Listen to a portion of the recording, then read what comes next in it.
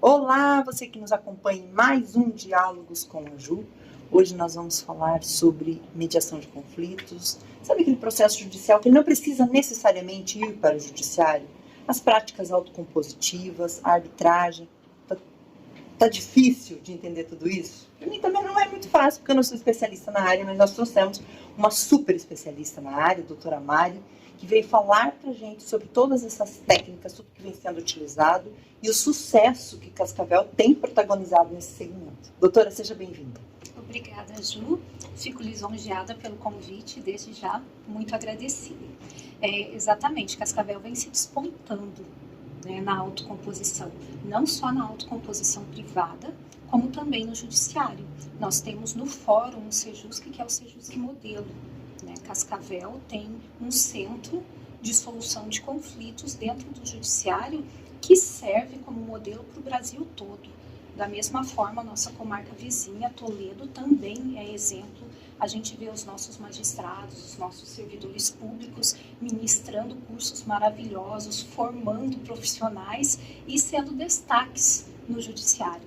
Então, a gente realmente está muito bem servido de agentes, de atores jurídicos pacificadores e inovadores. Bom, você é uma grande referência, seu currículo é sensacional na área, sem dúvida uma das profissionais mais bem preparadas no segmento aqui em Cascavel e também é uma das pessoas que colocou em prática a MediaArb em Cascavel.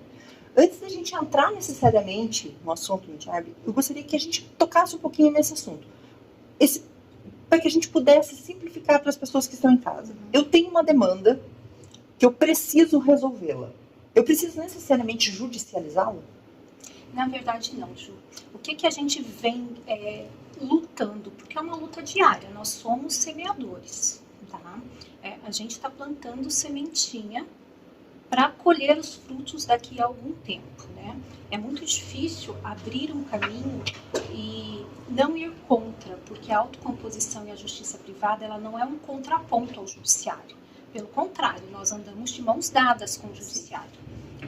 Eu, com toda a minha formação, com todo o meu entusiasmo pela autocomposição, eu sei que é impossível um mundo sem apreciação judicial de conflitos, tá? Mas por quê, Mari? Porque nem todos os conflitos podem ser resolvidos pela via autocompositiva? Podem, mas nem todas as pessoas estão preparadas para assumir responsabilidade. E a autocomposição é isso, é o comprometimento das partes, é o comprometimento dos advogados, das pessoas envolvidas nesse conflito em buscar essa solução. Então, às vezes, é necessário o judiciário. Primeiro, porque tem questões que só cabem ao judiciário. A lei não permite que seja mediada ou que seja tratada em uma câmara privada. Nem mesmo no judiciário vai ser permitido tratar certas questões com autocomposição. Um exemplo disso são várias questões tributárias envolvendo entes públicos, são as questões envolvendo a área criminal. Já existe uma mescla de conhecimento, um intercâmbio entre todos os atores, os agentes jurídicos, juízes, promotores e advogados, que eles sugerem, em alguns casos, inclusive criminais, que aconteça uma mediação ou uma sessão de justiça restaurativa entre as partes. Mas o resultado dessa em nada interfere no andamento processual, diferente das questões cíveis. Nesses casos criminais, a autocomposição é feita para acirrar os ânimos, para que as pessoas colaborem efetivamente com o processo judicial, para que as mágoas, as angústias, os medos, a necessidade de vingança que é inerente do ser humano, tá? Que ela não atrapalhe o andamento processual. Então, em alguns casos é possível, em outros não. Tá? E quais são os casos que mais chegam até vocês? Existe alguma área específica que mais chega? E quando a gente fala em autocomposição, o que eu entendo nesse aspecto por autocomposição? Autocomposição, vamos lá dividir a pergunta, tá? O que mais chega pra gente? Sim. É simples, são as questões mais íntimas do ser humano. Família e dívida. coração e bolso são os nossos campeões, tá? São as questões que mais batem na nossa porta diariamente, tá? O que é autocomposição? Como é que a gente fala? Olha, você pode resolver essa sua questão familiar através de uma autocomposição. Autocomposição é quando as partes tomam para elas a responsabilidade de resolver. A gente vive num sistema heterocompositivo, em que uma outra pessoa faz a análise e o julgamento dos conflitos. Eu tive um professor e ele falava, o Estado é um ladrão de conflitos. Ele rouba o teu problema e resolve. Ele pega para ele e resolve, sabe? Nada melhor do que devolver para as partes. Esses dias conversávamos numa mesa sobre as questões de separação mesmo. Como é que eu estou casada há 20 anos e me separo? Faz 2 meses que eu me separei. Como é que eu não consigo determinar o valor da pensão, as necessidades dessa casa, para a manutenção dessa casa, as necessidades dos filhos? Como é que eu não consigo entrar em um acordo sobre dias de visita, sobre a guarda? Por que é que eu vou entregar isso tudo para um juiz? Que só vai analisar dados. Estatística. Tá? Ninguém sabe mais das suas necessidades do que você. Ninguém sabe mais das necessidades dos filhos do que os pais. Ninguém sabe mais da manutenção da casa do que quem morou na casa por 20 anos, do que as pessoas que sabem que eram habituadas a manter aquela rotina. Então a autocomposição é isso, é trazer essas pessoas para a realidade. Se tem uma coisa que a gente aprende no judiciário, seja o judiciário litigioso, que é o processo, é que de problema a gente não corre.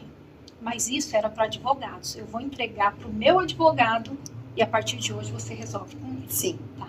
Hoje, essa nova onda do direito, essa nova responsabilidade social do profissional do direito, do advogado, ele entende que ele não é contratado para cuidar de processos judiciais. Para isso, existem os servidores e os juízes. Ele é contratado para entregar soluções. E entregar soluções, hoje, num mundo tão vasto e tão globalizado, ficou muito mais fácil, porque nós temos a justiça restaurativa, né, que veio lá da tribo Maori, são todas, isso que a gente chama de autocomposição, são técnicas trazidas e aprimoradas de povos antigos. A justiça restaurativa veio do povo Maori, onde eles quando tinha um problema na tribo, eles se reuniam em círculo, ficavam todos em pé e resolviam. Pegava aquela pessoa e falava, olha, você errou nisso, o que isso afetou a Juliette, o que isso afetou a Mari, o que isso afetou fulano, o que isso afetou ciclano. E entravam em um consenso. Com o tempo, o chefe da tribo, o cacique, ele descobriu que tinha um ruído de comunicação, todo mundo falava ao mesmo tempo. E quando ele ia falar, ele batia o bastão no chão. E todo mundo obedecia aquele toque do bastão. E na justiça restaurativa, Howard Zehr introduziu o objeto da fala, que pode ser qualquer coisa. Por exemplo, na sua área de jornalismo, o objeto da fala, se você for fazer um círculo de justiça restaurativa entre jornalistas, pode ser um microfone. Então, quem estiver com o objeto da fala tem direito à fala e os outros à escuta ativa nesse momento, tá? Então ele começou a passar o bastão de integrante a integrante e viu que isso dava um poder para as pessoas. E isso foi trazido para o judiciário. Claro que com mais técnica, com o passar do tempo, isso é desde a década de 70, Howard Zehr já estuda a justiça restaurativa. Ela começou tratando, através de conferências familiares, tratando conflitos familiares e se expandiu para todas as áreas. Hoje ela é muito utilizada em casos de violência.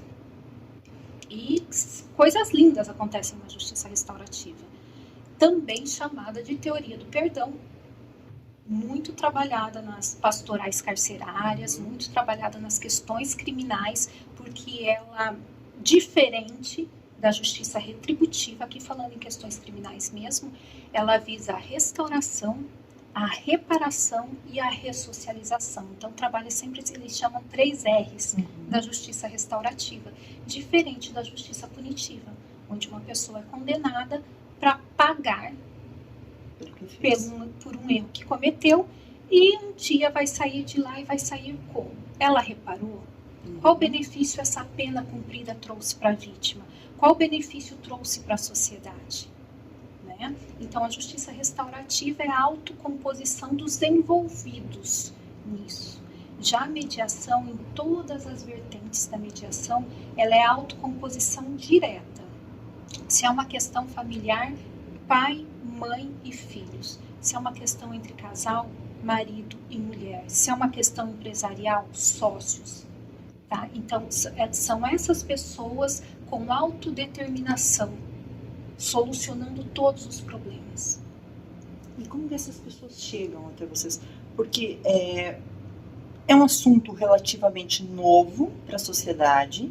Eu estou ouvindo sobre isso, me interesso sobre isso, mas e aí? Como que eu chego até um processo para a justiça restaurativa, uma mediação, uma conciliação? Eu chego lá no judiciário do Sejusc, bato na porta, vou lá no mediário, bato na porta, como é que funciona? Pode ser também, tá? Todas as portas estão abertas. Então, se bater lá no Sejusc e falar, olha, tem um processo e quero que seja encaminhado ali e falar em justiça restaurativa, meu processo é esse, cabe. Mas a melhor forma de você chegar em qualquer porta é através de um advogado. Ou seja, não se exclui em momento algum a pessoa do advogado nisso, né? É essencial. Não.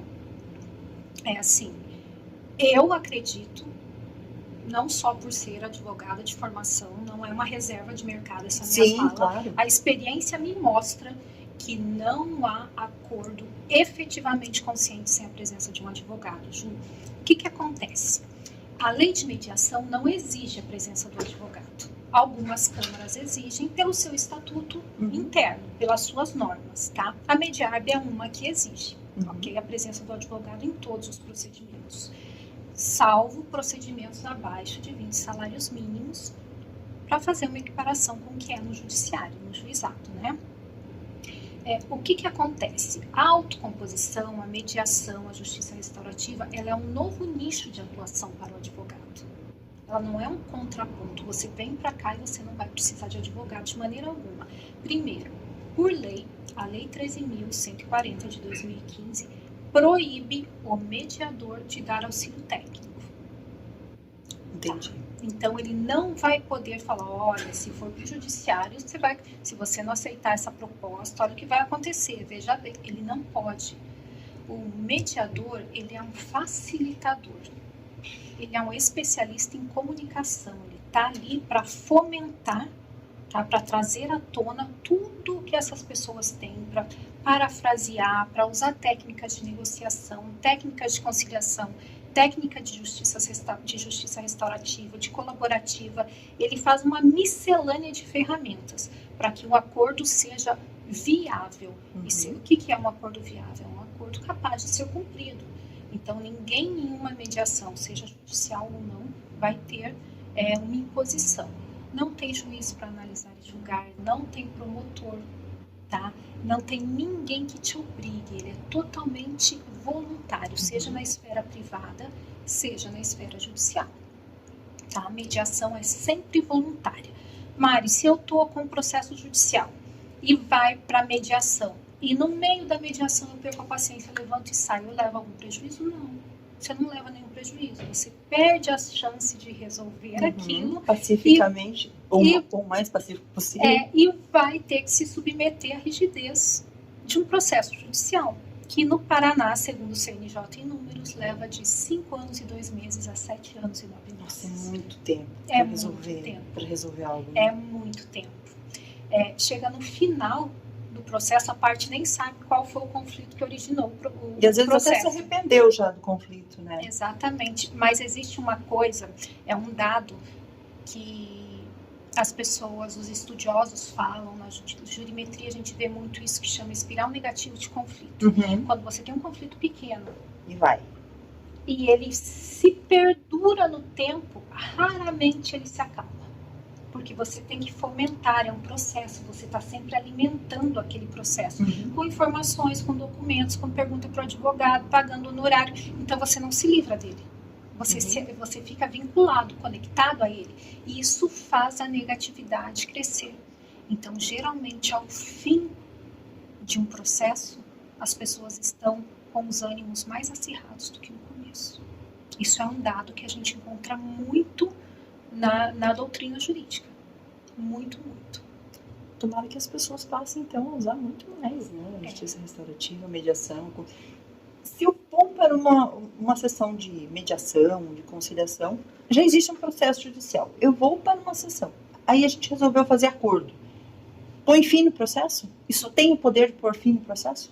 Tem o poder de pôr fim no processo. Por quê? Porque o juiz entende que ninguém sabe mais da sua vida do que você. O juiz entende de leis. Uhum. Que é como ele vai se basear para fazer o julgamento. Exatamente. Ele tem uma moldura, que é a moldura legal, e ele vai encaixar seu caso ali. Você tem a moldura da sua vida. Exatamente. Então você vai para um acordo fazendo dando as voltas necessárias para o que for melhor para você. Então, independente da sua decisão, o juiz homologa e qualquer processo judicial pode ser submetido a uma mediação em câmara privada ou dentro do judiciário e ser encerrado através de um acordo voluntário entre as partes. Eu gostaria que a gente falasse um pouquinho sobre a Mediarb, porque é um projeto que eu não sei se eu posso chamar exatamente como um projeto, mas é algo que está dando muito certo e que é uma tendência no Brasil todo. Cascavel é um dos municípios pioneiros, né? E como é que funciona a Mediarb? Como é que funciona a Mediarb? A Mediarb é um projeto que foi desenvolvido por mim e pelo Charles. Primeiramente, ele teve um senador chamado Luiz Flávio Gomes. Ele foi muito conhecido na época. Ele montou um projeto em rede nacional. Ele foi um dos grandes incentivadores. Ele foi o responsável, praticamente, por trazer a mediação para o Brasil.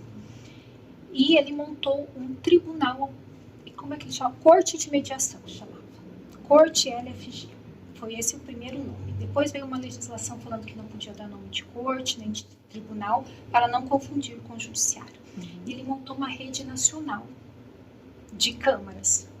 E ele era uma pessoa visionária. Mas ele faleceu e o projeto não foi adiante. Nem chegou a ser votado. Não, o projeto foi votado, virou lei, tudo certo. Ele montou essa rede nacional. Era uma parceria, não era uma franquia. Funcionava como parceria. E eu e o Charles aderimos a essa parceria. Fomos para São Paulo, fizemos os treinamentos, fizemos tudo. Mas ele faleceu. Ele teve um câncer e, infelizmente, a gente perdeu uma das grandes mentes jurídicas e inovadoras do Brasil. Aí, com todo o conhecimento que nós tínhamos, a gente decidiu dar andamento, mas com as nossas próprias pernas. Sim. E a gente foi buscando, estudando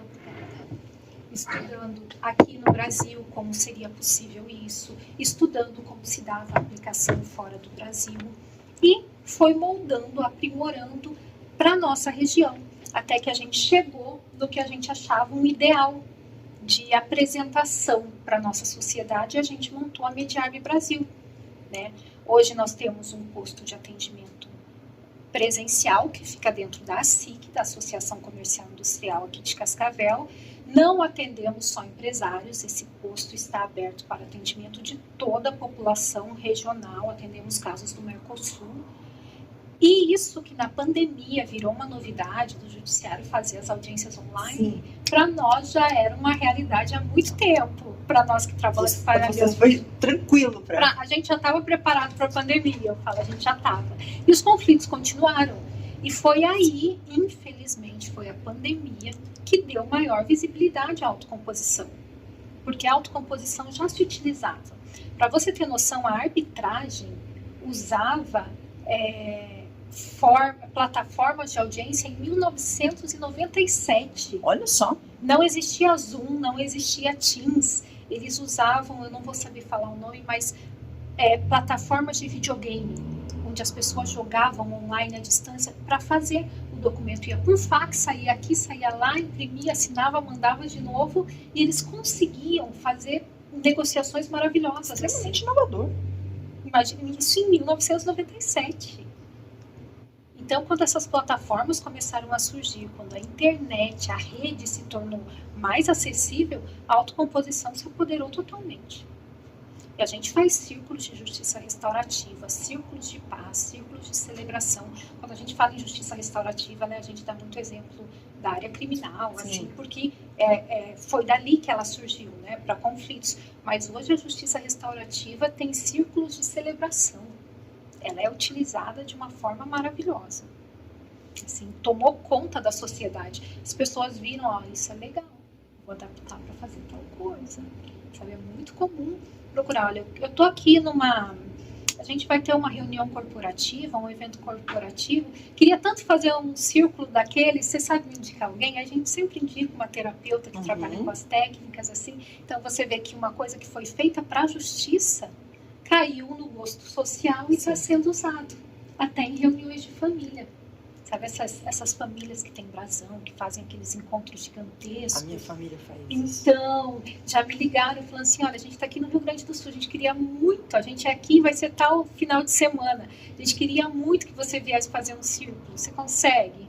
Nos formatos, eu não pude ir, mas indiquei uma colega que fosse. Então, você vê que uma coisa que trouxe a efetividade social, a função social da autocomposição. Sim. Não importa se é a mediação, não importa se é a arbitragem, não importa se é a justiça restaurativa, a prática colaborativa, a constelação familiar, o pensamento sistêmico aplicado ao judiciário. O que importa é a função social desses métodos. E o que é uma câmara de arbitragem? Uma câmara de arbitragem. Pode explicar isso? Posso, olha só. Uma câmara de arbitragem, ela exclui da vida do empresário, da pessoa física, do signatário da arbitragem, o judiciário. Diferente da mediação, mesmo que você tenha um contrato lá, na última cláusula, as partes elegem o foro, eu vou falar Cascavel porque somos de Cascavel, tá? Da comarca de Cascavel, para dirimir qualquer conflito. Se for mediação, a sua intenção, você vai colocar. As partes elegem a Câmara de Mediação e Arbitragem e vai escolher uma Câmara de Mediação e Arbitragem. Se o seu contrato bater no judiciário, alguém for executar uma das partes, for executar, o juiz vai falar, peraí, você escolheu um foro privilegiado. Isso aqui não é de apreciação do judiciário. Ele devolve, encerra sem análise do mérito e você tem que procurar a Câmara que você elegeu, ok?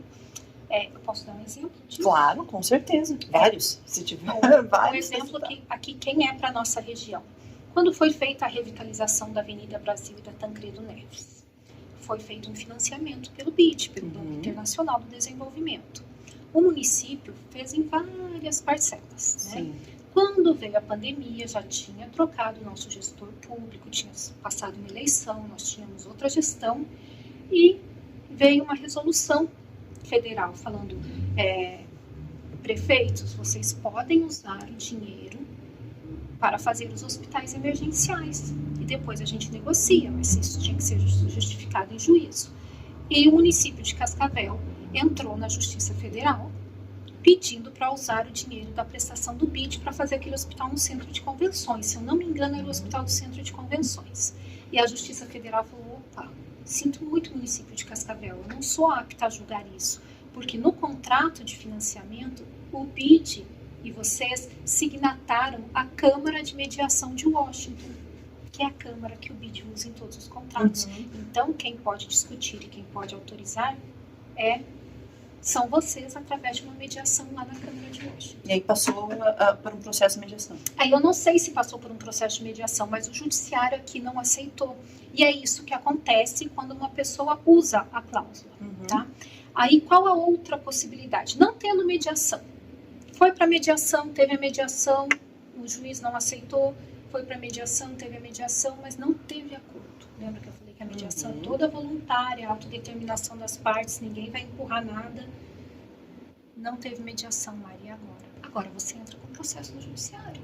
Só que a lei 13.140 diz que você pode pular toda a fase conciliatória, o seu processo inicia na instrução de julgamento. Ou seja, aquela parte inicial, que às vezes vão até marcar a primeira audiência, pode levar bastante tempo e tal, só para chegar lá e perguntar, olha, tem acordo? Geralmente não tem, vai embora, espera, mas isso tudo elimina-se esse processo, então, inicial, é isso? Exatamente. Lembra que eu falei dos dados do CNJ em números? 5 anos e 2 meses, a 7 anos e 9 meses. Aqui no estado do Paraná, se você utilizar uma mediação e não tiver acordo, você vai economizar de 2 a 3 anos de processo. Isso não é pouca coisa. Além da paz, né? Isso, além do sossego. Aí, isso é uma alternativa, tá? Aí, como é que você chega na arbitragem? Nessa mesma cláusula, você pode colocar: as partes elegem a Câmara de Mediação, a Mediarb Brasil, unidade ASIC, para dirimir qualquer controvérsia. Caso não haja acordo em mediação, automaticamente o litígio será encaminhado para a arbitragem, que a gente chama de cláusula Mediarb, que é o que deu o nome à nossa Câmara, Mediarb. Primeiro mediação e depois arbitragem. E com essa cláusula você exclui de vez o judiciário, porque a sentença arbitral, ela é autoexecutável. Os times de futebol também passam por esses processos? E passa por vocês isso? Algumas vezes passa. Como é que passa?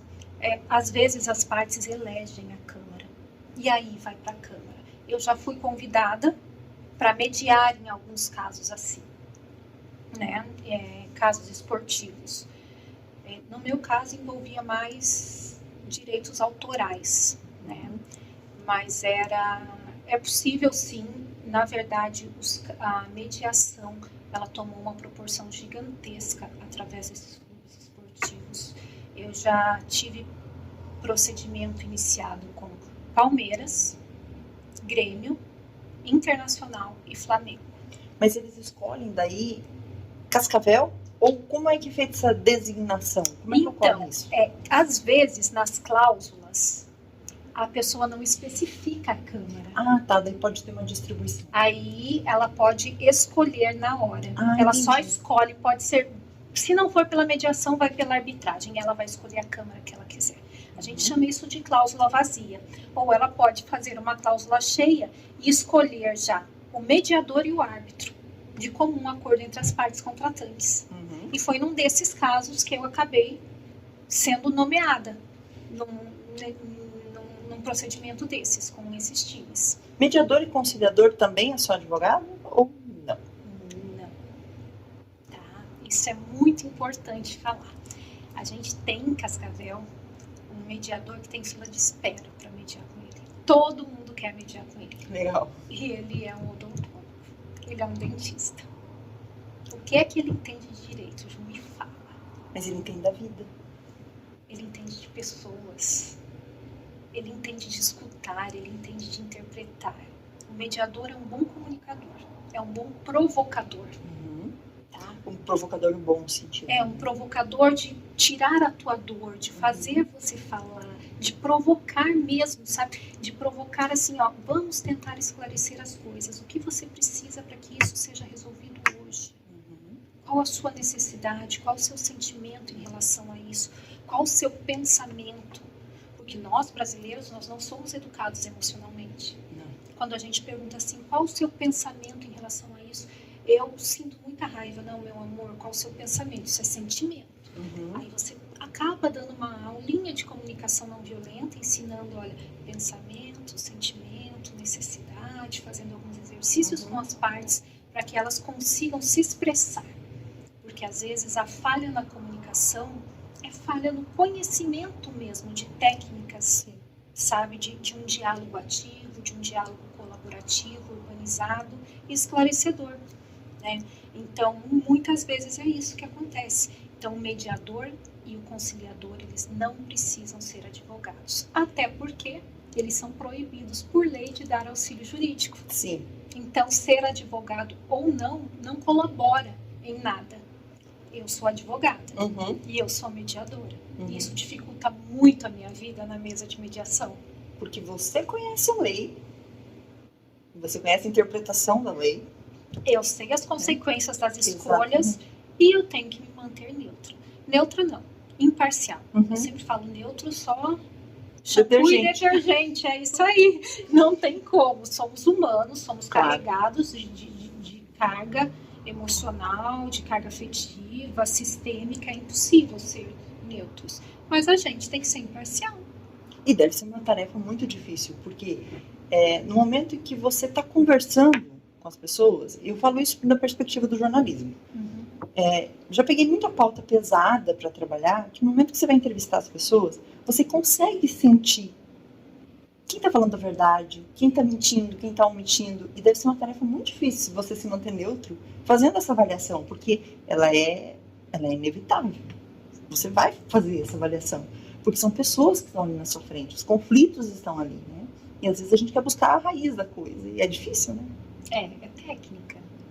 É técnica e é treinamento, como tudo na vida. Como tudo na vida é treinamento, sabe? Mediação uma mediação após a outra, e toda mediação a gente aprende muito, e toda mediação a gente pega um pouco das partes e a gente acaba deixando um pouco da gente com elas, sabe? Porque é um procedimento personalizado. Uhum. Eu sempre falo que a autocomposição, o judiciário é loja de departamento. Uhum. A autocomposição é a alfaiataria do direito. A gente faz sob medida a decisão para você. A gente não, você faz sob medida o que cabe para você, o que é confortável para você, o que é que cabe no seu bolso, o que é leve para você carregar. Ou você vai ter que se esforçar para cumprir, mas você sabe que esse esforço vai valer a pena, é com você. A gente está aqui para te apoiar e para te fazer pensar no máximo de possibilidades possíveis, para que você faça o melhor acordo da sua vida. Isso tudo envolve também uma mudança de paradigmas, né? Porque a gente passou a ser muito mais belicoso nos últimos anos, né? As pessoas passaram a brigar muito mais. Tenho a sensação que tudo pode ser judicializado na fala das pessoas, né? Tudo vira um processo judicial. É um desafio, inclusive, para essa comunicação não violenta. Eu gostaria que você falasse um pouco da comunicação não violenta. Que ela vai, penso eu, não entendo muita coisa sobre ela, mas eu acho que ela vai muito além de eu só não expressar violência na minha fala verbal, né? Muito além disso, né? A comunicação não violenta, ela é um estilo de vida. Como mediar é um estilo de vida, como autocompor é um estilo de vida. Quando você fala, eu penso que hoje tudo pode ser judicializado, um dado para arrepiar todos os cabelos do corpo. A cada 5 segundos, uma nova ação é protocolada no judiciário brasileiro. Só do começo ao fim da tua fala já foram 2 ações. Imagina se isso é humanamente viável, se é humanamente satisfatório, se o Estado vai conseguir manter servidores ali, se os juízes vão conseguir ter ânimo para dar decisões de qualidade. Exatamente. Eles precisam também provar efetividade, produção e produtividade. Então, muita coisa não pode ser analisada a fundo. Isso não é falha humana. A falha humana está em não se comunicar efetivamente a ponto de deixar surgir conflitos. Então, a comunicação não violenta, para além de ser uma ferramenta usada no tratamento adequado de conflitos, ela é uma ferramenta utilizada na vida para que o conflito não surja, ou para que o conflito seja eliminado antes de ser judicializado, antes de precisar ir para mediação, antes que se precise fazer um círculo de justiça restaurativa, um círculo de paz. Então, a comunicação não violenta é uma educação humana básica. E como é que faz isso em terapia? Porque é difícil. É muito difícil, Ju. Eu falo para você que às vezes eu me pego, eu vou dar um exemplo claro, mas a gente vai se policiando e a gente vai aprendendo. Meu filho estava em um campeonato de tênis essa semana. E para quem acompanha tênis, sabe que a torcida não pode vibrar. É um jogo, concentração total. E nós estávamos em um clube que, de repente, as crianças chegaram e fizeram uma assembleia na beira da quadra. E eu olhei e disse assim, deixa eu parar, né, criança? Aí chegaram as mães e começaram a conversar também. E o clube que eu frequento, as pessoas jogam tênis, a gente é tão familiarizado que um olha pro outro e fala assim, a gente já sabe aqui. E o que eu fiz? E uma carinha feia assim, não. Uhum. Aí uma mãe olhou não, né, porque daí eu não virei. Falou assim, eu vou tirar os meus filhos daqui, porque tem gente reclamando, tem que ficar quieto, vocês estão falando alto. Aí a outra falou assim, eu vou tirar meus filhos daqui, mesmo não sendo eles que estão fazendo bagunça, porque estão pedindo silêncio. Mas ela falou com uma voz irritada. Uhum. Aí eu perguntei, caramba, Maria Andréia, cadê? aquilo que você tanto prega. Mas eu acho que você foi tão polida. Você tá vendo? Não. Segundo os princípios da comunicação não violenta, todos ali conheciam os princípios do tênis, eram famílias de tenistas. Todos familiarizados. Com os Ou seja, princípios. não tinha leigo ali. Não. Então, o meu papel enquanto conhecedora da comunicação não violenta seria falar: pessoal, está tendo um jogo, podemos colaborar com os tenistas? Essa é a comunicação não violenta. Teria sido Explica isso pro cérebro numa hora de adrenalina. Exatamente. O que você faz? Você faz assim. O meu marido às vezes fala assim: você está fazendo aquele negócio comigo, né? Eu fico assim: então você está querendo me falar? Então você está querendo... Você vai interpretando o que a pessoa quer. Nada daquelas técnicas que você vê na internet, que a gente vê aqueles posts, como desmontar alguém. Sim. Não, não é esse enfrentamento. O bicho não é lacrar. Não, né? de olhar para a pessoa e falar assim: você tá bem? Não existe ironia, tá? Não existe encerrar a conversa. Vou falar tal coisa que vai acabar com a conversa. Comunicação não violenta não é essa. Mari, digamos que você chega e fala assim: Mari, eu fiquei sabendo que você comentou isso e isso, as crianças estavam brincando lá e eu não gostei desse comentário. Porque eu vou falar assim: Juliette, então a sua filha estava lá e alguém falou que eu falei isso? Tá. Eu não vou perguntar quem foi, porque a comunicação não violenta não é a base da fofoca. Até porque se eu sou uma pessoa que usa comunicação não violenta, eu não vou querer tirar satisfação com ninguém. Então não me importa aquilo. O que me importa é me esclarecer com você, deixar tudo claro aqui, em linha reta. Sim, Mari, minha filha estava lá. Tá, e o meu filho também estava? Tava, Mari. Tá, e em que momento, o que foi que eu falei, Juliette, que ofendeu você ou a sua filha? Você pode me falar? Porque se você me... Ah, Mari, eu não quero entrar nessa coisa. Não, por favor, se você me falar, eu vou me tornar uma pessoa melhor. E aí, a pessoa tem que... O interlocutor, ele tem que fazer o movimento de pensar: caramba, o que eu vou falar para ela agora? Eu não posso falar: não gostei porque não gosto de ouvir isso. Se você falar: não gostei simplesmente porque não gosto que faz da minha filha. Ah, eu entendi, então. Você fica chateada quando alguém que não é da família chama a atenção da sua filha, mesmo que ela esteja correndo algum risco? Seria isso? Não, não é isso. Eu só não gosto que se metam na educação dos meus filhos. Ah, então eu acho que eu entendi, Juliette. Você é bem reservada, né? Você gosta de ter... Então, olha, me desculpa. Não é nada disso, Maria. Eu fui criada numa situação assim. Ah, então eu entendi. Eu invadi o seu espaço sem saber, porque na minha família as tias podiam bater nas crianças, as vizinhas podiam chamar a atenção. Sim. Me desculpa, a nossa cultura é diferente. Na sua família, vocês tinham essa reserva que na minha não tinha. E aí a coisa começa a andar. Mas você pergunta: por quê? Então foi isso? Qual foi a minha atitude que te irritou? Como é que... Sabe, não é como é que a gente resolve. Porque não tem uma coisa para ser resolvida. Na maior parte das vezes não tem. E quando tudo fica claro, tá? Qual que é a tua necessidade? Você precisa que eu te peça desculpa? Sem problemas. O que eu preciso para viver em paz? Para chegar em casa, colocar a cabeça no travesseiro e não pensar: caramba, eu ofendi a Juliette, a pedir desculpa. Beleza, desculpa, perdão. Ai, que desafio isso, né? Que difícil isso, né? É se despir dos egos. O primeiro curso de comunicação não violenta que eu fiz com o Yuri Rabas. O Yuri, ele é... Eu acho que ele é afegão, não lembro direito, ele é lá do Oriente Médio. Veio da panela de pressão, né? Ele ministra cursos lá na faixa de Gaza. Ele medeia conflitos na faixa de Gaza. E o que ele faz? Ele trabalha exclusivamente com a CNV, com a comunicação não violenta. Então ele mostra assim, que você fala: não, isso daqui não tem jeito, gente, não vou dar conta.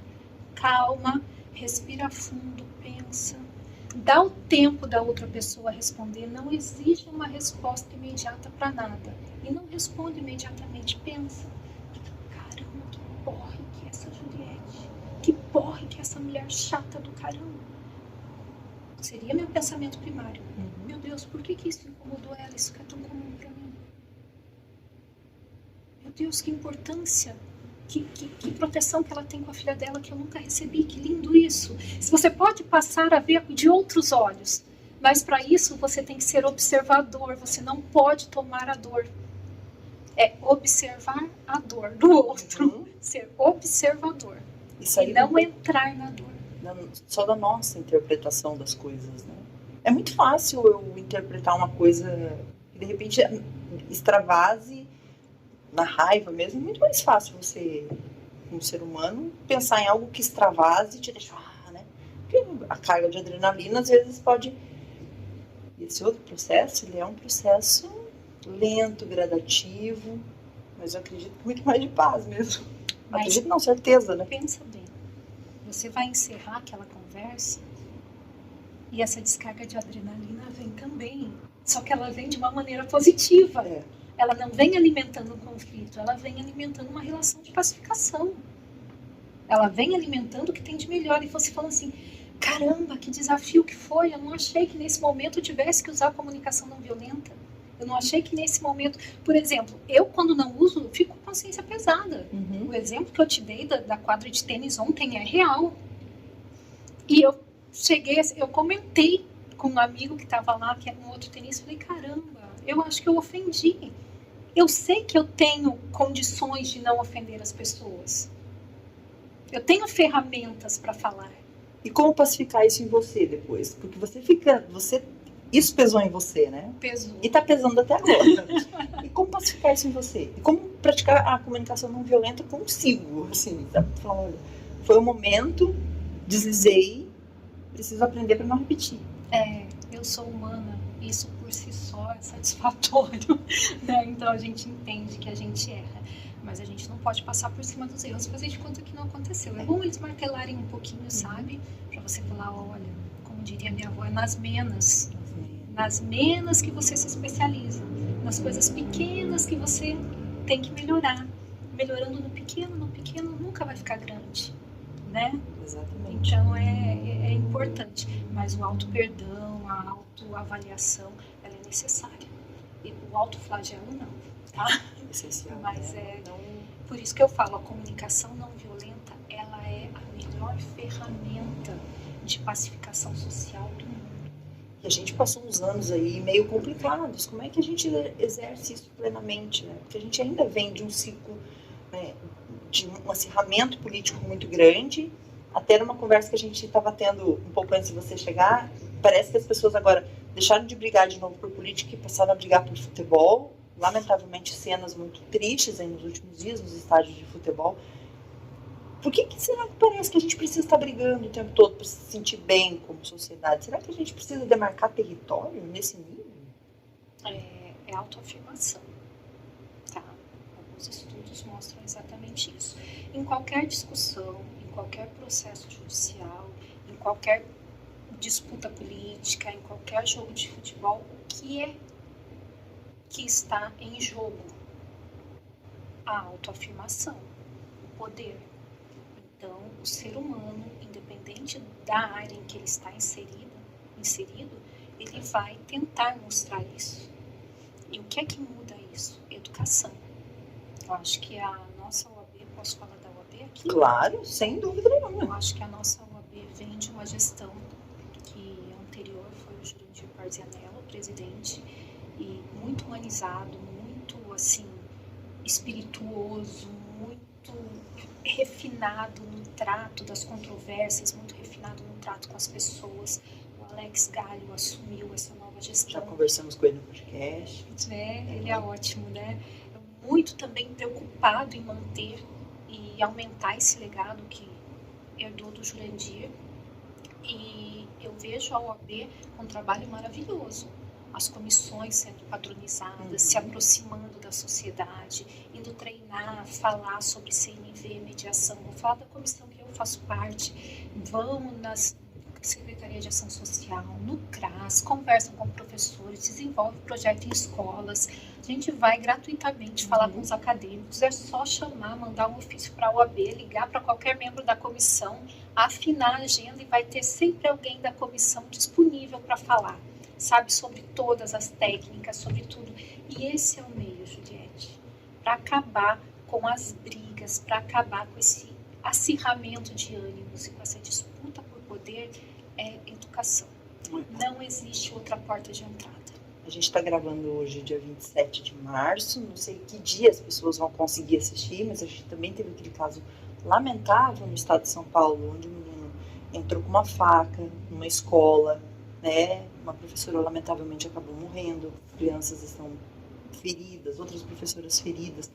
Um outro caso acabou de acontecer nos Estados Unidos, com várias pessoas mortas. Penso eu que nenhum conhecimento ele é válido se ele não for proliferado. E eu acho que a gente precisa realmente levar isso para todos os cantos, né? Porque de nada adianta você estar todo empoderado do seu conhecimento, das suas técnicas. E aí? Onde é que eu vou com elas? O Sejusc Cascavel teve um projeto em 2019 que ia para as escolas trabalhar com justiça restaurativa. E é importante falar aqui que todos os mediadores, fora os conciliadores concursados, né, os mediadores, os conciliadores, os consteladores, os facilitadores de justiça restaurativa, eles são voluntários. Ninguém ganha nada na esfera do judiciário. O judiciário não remunera esses profissionais. Eles dão o seu tempo e o seu conhecimento para a melhoria da sociedade. E teve um projeto nas escolas estaduais aqui de Cascavel, e eu participei desse projeto. E foi incrível, porque nós tínhamos programados 3 encontros. Nós fizemos 7. Primeiro encontro, eu e a minha parceira de círculo, né, a minha co-facilitadora, só podíamos na quarta-feira. E foi sorteada as turmas. A diretora falou assim, ixi, quarta-feira não vai dar, eles têm educação física. Tá. Eles não vão querer fazer nada porque eles amam a aula de educação física. A gente só pode ir na quarta. É uma questão de agenda profissional, não tinha como abrir outro dia. A primeira quarta, a gente levou assim, foi muito difícil, eles não se concentravam, eles não desligavam os celulares, eles faziam deboche, eles conversavam entre eles, a gente fez o círculo. Segunda quarta-feira, eles não queriam crachá, porque nós não conhecíamos 32 alunos. Sim. Então a gente colocou crachá. Na segunda vez que nós fomos, a gente já colocou uma carteira na porta com os crachás em branco e todos os tipos de caneta, canetão, giz que eles quisessem para confeccionar o próprio crachá. Porque eles desenhavam e eles pintavam durante o círculo. E a gente deixou uma caixinha lá no meio para que eles colocassem os celulares. Alguns já chegaram, desligaram, pegaram o crachá, colocaram o celular. E daí outros ficaram, o prof, não cabe chamar de professora. Ó, não desligou o celular. Ó, tá com o celular no bolso. Ó, começou a dedurar. Terceiro encontro, Juliette, eles não saíram pro lanche. A gente sempre interrompia o círculo, continuava a dinâmica depois. Eles não saíram pro lanche. A gente não precisou pedir para desligar um celular. A gente falou, olha, nossos encontros acabam aqui, hoje é o último, de jeito nenhum. A gente precisa que vocês venham, porque a gente precisa conversar, porque eu tenho uma amiga que precisa falar o que ela está sofrendo na casa dela. Não, prof, você tem que vir, porque eu tenho um amigo que precisa muito conversar com vocês. Se não for com a justiça restaurativa, não vai conseguir conversar. Não, mas a gente vai encaminhar um relatório para... Não, por favor, não faz isso, venham. Nós fomos 7 vezes nessa turma. E coisas lindas aconteceram. O que a gente tratou nessa turma, nessa escola? Eram alunos de 1º ano do ensino médio. Bulimia, automutilação, ideação suicida, fanatismo religioso. Tá? Estou falando em alunos de 1º ano. Tá? Homofobia, drogadição, alcoolismo, todos eles estavam assim despedaçados e se fazendo de forte. Quando eles entenderam o sigilo e a seriedade do que a gente fazia, do que a gente estava propondo ali, eles se abriram, eles se empoderaram. É o que eu te falei, se despiram do ego, que a gente começa fazendo oficinas de direito de comunicação não violenta, explicando o que é isso, explicando o que é aquilo, mostrando o vídeo dos Maori, inserindo eles, sabe, aproximando o máximo possível daquele público-alvo que era aquela turma. A gente saiu de lá com cartas, com declarações maravilhosas, eu tenho guardado até hoje, que eu recebi deles. São pessoas que vão ter a vida transformada. Exatamente, exatamente. Por quê? Porque elas encontraram um lugar de aceitação. Elas sabiam, fica muito claro que o que nos une, o que nos faz uma sociedade, são as nossas diferenças. É aprender a conviver com as diferenças. Tá? Então, assim, é através da educação. Eu acompanhei esse caso hoje de manhã. Assim, é uma coisa que me mexe bastante. Porque um dos cursos de justiça restaurativa que eu fiz, a justiça restaurativa da EMAP, da Escola de Magistratura. Da Magistratura do Paraná, e eu fiz a justiça restaurativa da Pastoral Carcerária, aqui na Catedral, até ministrei alguns cursos depois com eles, e eu fiz a justiça restaurativa da Escola de Perdão e Reconciliação de Bogotá, que aqui em Cascavel é ministrada pelo Núcleo Regional de Ensino com ênfase em aplicação escolar. Então existem ferramentas disponíveis e gratuitas. Esses cursos são gratuitos, tá? Para a formação de professores, para a formação de equipe pedagógica. Então, uma situação como essa que acontece é corriqueira nos Estados Unidos e que aconteceu hoje de manhã, é possível ser evitada, Mari? É possível ser evitada como?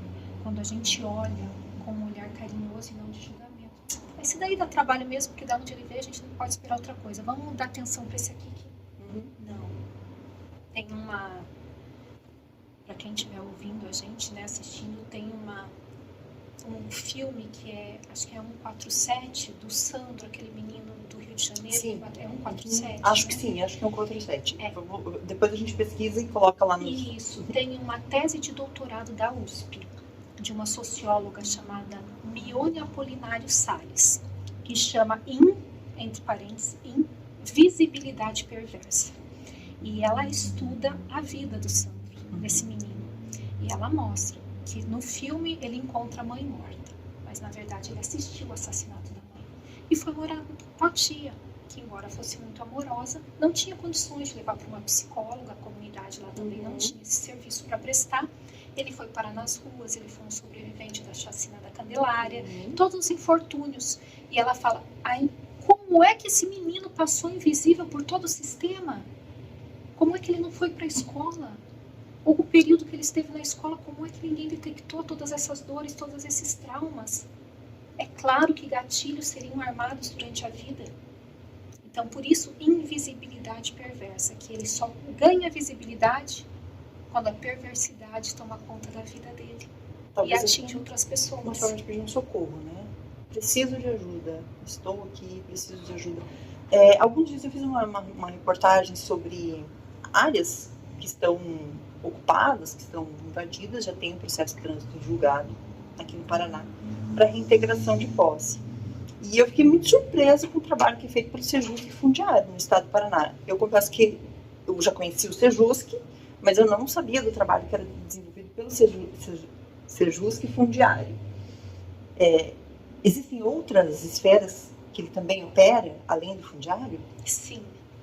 O Sejusc assim, todo o tribunal do estado tem a presidência, a segunda vice-presidência e assim por diante. A segunda vice-presidência é responsável pelo NUPEMEC, que é o Núcleo de Combate a Conflitos. É um núcleo permanente de combate a conflitos, ou de tratamento de conflitos, para ficar mais bonito, né?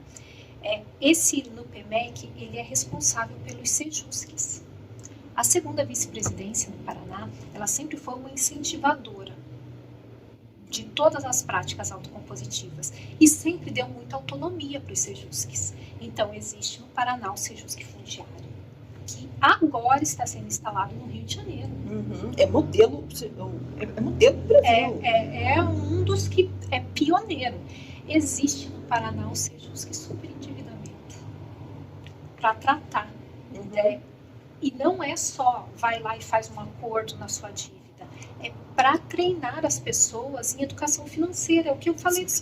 Essencial, é o que eu te falei. A porta de saída de uma sociedade belicosa é a educação. E o Sejusc Superendividamento toma essa responsabilidade para além de negociar dívidas, diminuir juros abusivos e tudo isso, ele educa financeiramente os envolvidos, os insuficientes, né? Que são os consumidores nesse caso. Então, existe um Sejusc especializado em questões de família. Existe hoje, né, não é o Sejusc, mas a Vara de Violência Doméstica, que também trabalha com práticas autocompositivas para que a vítima supere traumas. Isso tudo através do incentivo dos tribunais de justiça dos estados. Então, o Paraná é sim referência, o Judiciário do Paraná é sim modelo de avanço. É claro que não vamos esperar que tudo aconteça a toque de caixa, porque estamos falando da organização mais tradicional do mundo, eu acho que é o Judiciário. Uma quebra de paradigmas. E lembrando que toda a formação dos atores jurídicos, dos juízes e dos advogados é para incentivar o litígio.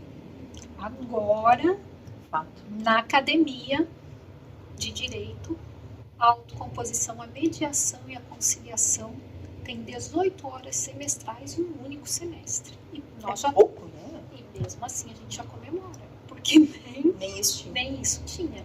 Então já é um avanço. Iniciamos, agora é cada vez tomar mais espaço e ver onde é possível e o que não é possível. Logo, o professor de direito tributário vai estar falando de mediação, de arbitragem, porque na esfera privada, na esfera pública, as fazendas públicas estão sendo incentivadas a usar. Como comentávamos antes, dia 1º de março saiu uma resolução da Anvisa, falando que obrigatoriamente todas as questões conflituosas da Anvisa terão que passar primeiro por mediação. Como eles vão fazer isso com posto avançado de tratamento de conflitos dentro da unidade da Anvisa, se vão fazer via judicial, se vão eleger uma Câmara, não sabemos. Mas já comemoramos, né? Agora, a gente tem a nova lei de licitações, que entrou em vigor em 2021, mas passou por um período de adaptação de 2 anos, então ela passa a valer a partir de sábado, que os entes públicos, nas licitações públicas, terão que usar a autocomposição. E aí, essa lei não especifica se é mediação ou não. Entenda-se, autocomposição, ela abriu, ela generalizou. Então, o ente público vai ter a possibilidade de analisar a conveniência do contrato. Nesse contrato vamos usar tal coisa, nesse contrato vamos usar tal técnica, o que é um avanço maravilhoso. Isso tudo a gente consegue por quê? Porque essa nova lei, faz pouco tempo, de 2019 que começou o estudo da autocomposição nas faculdades de Direito, mas já são 4 anos que profissionais saem da graduação tendo acesso a isso. Eu fui ter acesso a isso 10 anos depois de graduada. Eu sempre falo, eu era mediadora, nem sabia, não tinha esse vocabulário. Mas o judiciário nunca me satisfez. Eu sempre tentava alguma alternativa para os meus clientes, assim, olha, vamos tentar, vamos conversar. Mas caramba, você está conversando com outra parte, parece ser advogado dele, você está defendendo a outra parte. Eu não tinha a técnica da comunicação não violenta, mas eu tentava fazer a outra parte, entender a visão, o estilo de vida, da onde veio o outro. Que não era um antagonista, que não é pessoal, que é uma questão pontual. O conflito é pontual. E conflito é positivo. Porque é o conflito que faz a gente sair da zona de conforto. A zona de conforto é boa, é maravilhosa, se você não tiver nenhum conflito. Agora, não dá para viver na zona de conforto com uma nuvem negra girando em cima da tua cabeça, soltando raio ali o tempo todo. Né? Então, o conflito, ele pode ser positivo. Por quê? Porque ele te impulsiona. O conflito faz o ser humano se aprimorar, faz ele evoluir. Talvez ele não perceba. Porque a gente não tem aquilo que você falou, como é que eu olho para mim e vejo como eu posso melhorar, como eu posso não sofrer com isso, não me martirizar. Às vezes a gente não percebe o tanto que a gente evolui depois de uma situação. É muito difícil. Sim. Você olhar para quem está no olho do furacão e falar, calma, vai passar. Vai passar. E você vai sair dessa melhor, porque você vai ter sobrevivido ao pior evento da tua vida. Se a gente usar essas palavras, o cliente vira as costas e vai embora. Porque dá a sensação que é uma impessoalidade, né? Tá falando de uma forma tão genérica, porque tudo passa.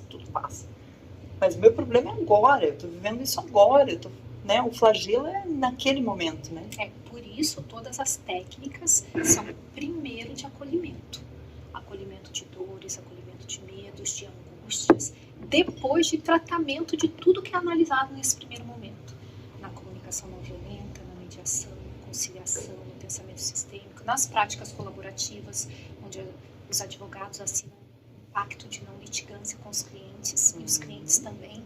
A gente vai empenhar todos os esforços para que isso se resolva fora do judiciário, nem que para isso a gente tenha que chamar os profissionais, e geralmente precisa chamar psicólogos, terapeutas, profissionais de finança, sabe? E a gente faz um pacto que tudo vai ser utilizado, todo esforço vai ser empenhado para essa solução. Primeiro você descobre o que incomoda as pessoas, depois você lista o que incomoda, depois você lista as necessidades, as possibilidades de sanar essas necessidades. Mesmo sendo mediação, mesmo sendo autocomposição, existe um processo, um passo a passo. É preciso confiar na técnica. Quando o advogado fala, vou te levar para a mediação, vai sem medo. Vai sem medo que você não vai passar raiva, você não vai ser coagido. Garanto que vai ser uma ótima experiência. Direito sistêmico. Como é que estamos nesse momento com relação ao direito sistêmico? Olha, o direito sistêmico no Brasil, tá? Nós estamos em uma região muito privilegiada em termos de terapeutas, né? Nós temos muitos terapeutas e outros terapeutas nessa região. Então, a gente tem tivemos uma equipe que trabalhou no judiciário há algum tempo apoiando. Porém, temos uma resolução, que eu não vou lembrar o número da resolução, tá? Mas ela veio do FONAVID, que é o Fórum Nacional Anti-Violência Doméstica, sugerindo que não fosse mais usada a constelação nos casos de violência doméstica. Mas isso veio nacional, não surgiu no nosso estado. Porque em alguns lugares ela não foi bem aplicada e teve uma má impressão. Então a gente tem também uma resolução do Conselho Federal de Psicologia sugerindo o não uso da constelação em terapias psiquiátricas e com psicólogos, né? Terapeutas mesmo. Em outras áreas pode? Essa restrição é específica do Conselho de Psicologia, tá? Entendi. Aí nós temos juridicamente uma linha de profissionais que defende e que comprova a efetividade do uso das constelações no judiciário. Existe algumas diferenças no judiciário, a gente chama de constelação jurídica, que são as constelações aplicadas a casos no judiciário, onde um terapeuta vem, onde um juiz, às vezes alguns juízes já fizeram a capacitação.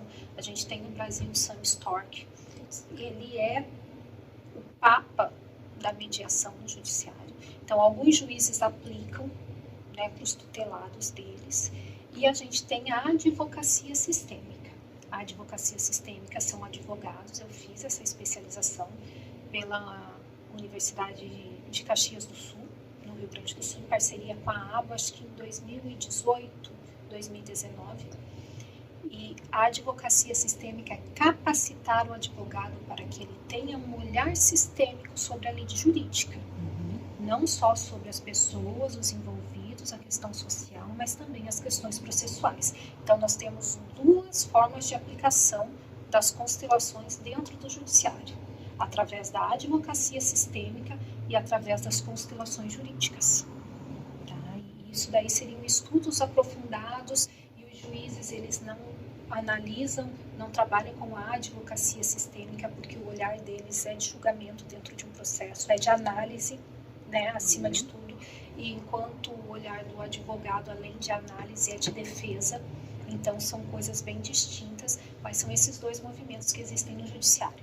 E todos com uma listagem muito positiva quando as técnicas são bem aplicadas.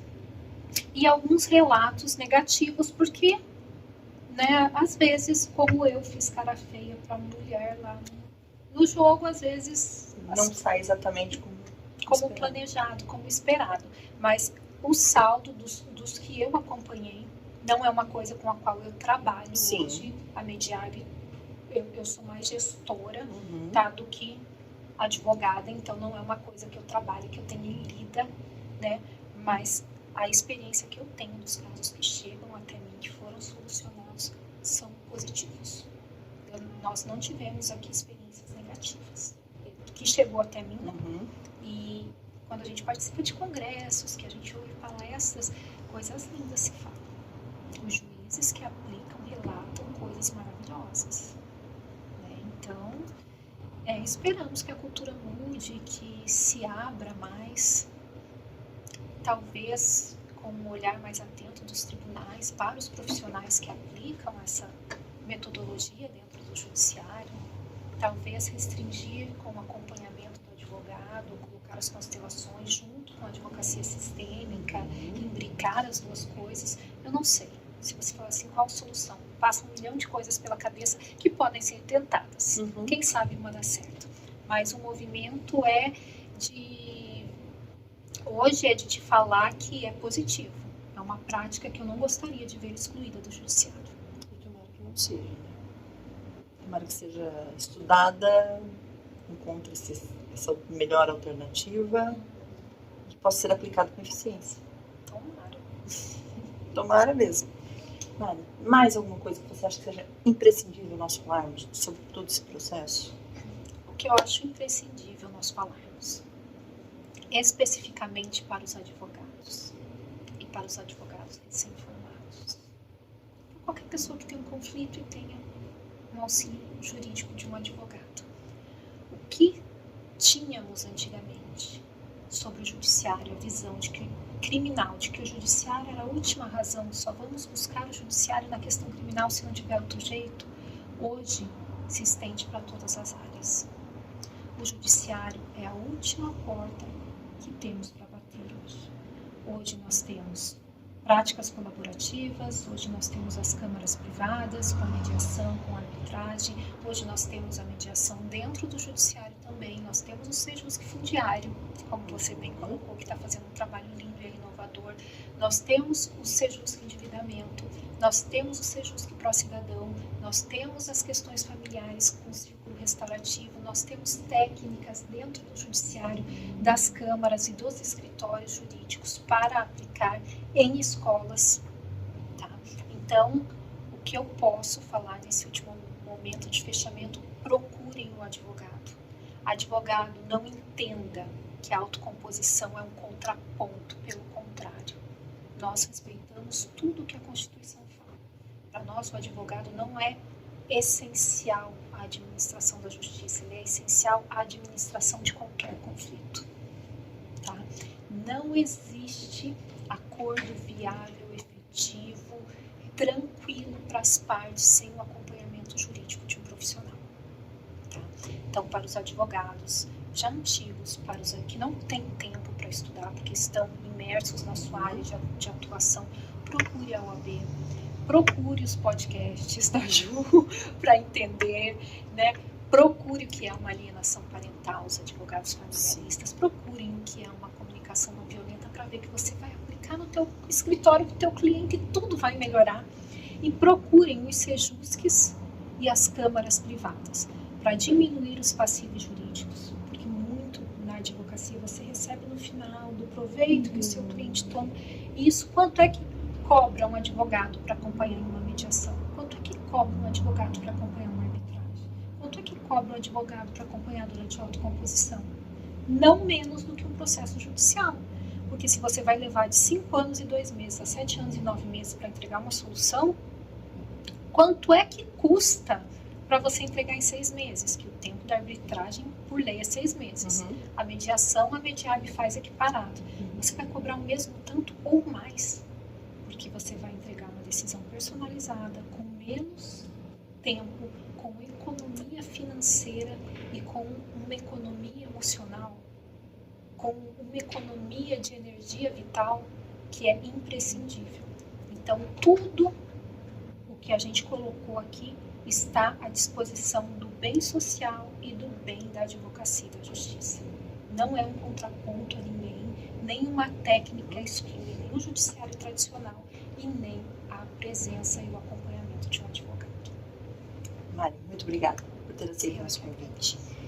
A gente vai voltar a conversar outras vezes, certamente, porque os assuntos são muito amplos, a gente tem muito para conversar e gostaria de te agradecer. Muito obrigada, Ju. Eu que agradeço, sim. A autocomposição fala sobre relações humanas, então, por si só, ela é inesgotável. Me chame, será sempre um prazer. Obrigada mais uma vez.